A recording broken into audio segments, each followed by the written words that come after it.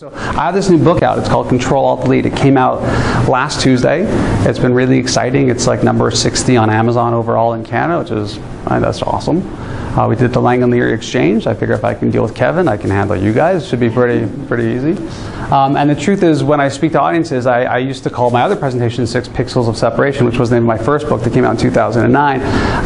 But I sort of do a little magic trick, let's call it, where that's not really the name of my presentation. What I'm going to talk to you about today, or the title of my presentation, is going to be this.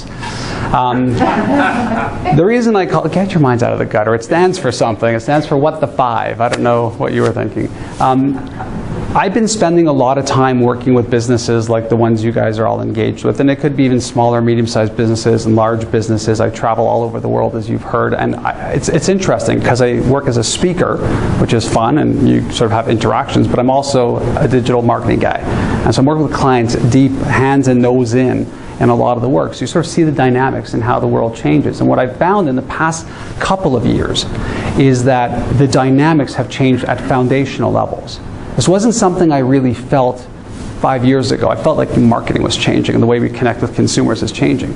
But I feel in the past 5 years that things have fundamentally changed in business and how we interact. And I was trying to sort of scope it out and figure out, like, what does this look like and how can I best share this with clients? And what I realized on the journey is that there's actually these 5 movements. There are 5 things that sort of all converge that have absolutely changed the foundations of our business. And more stunning than that sort of revelation from sort of me uncovering this and sort of being a bit of an archaeologist and architect of business is that most businesses aren't doing anything about it.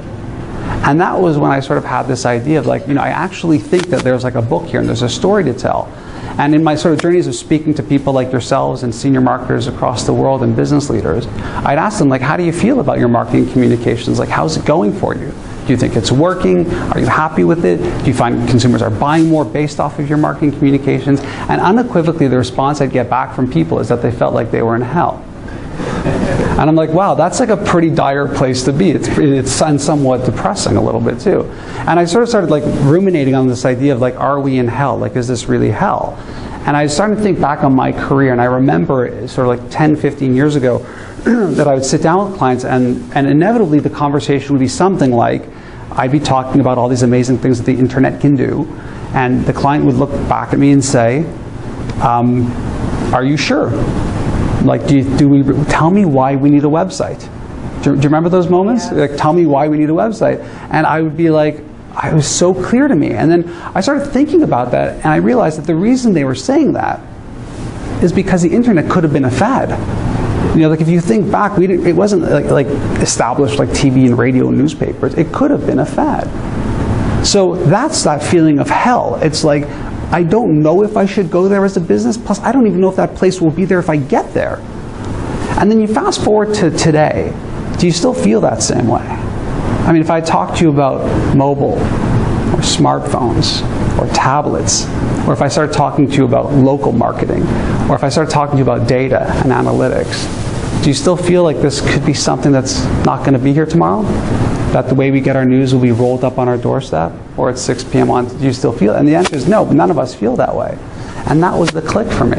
We're not in hell, we're in purgatory.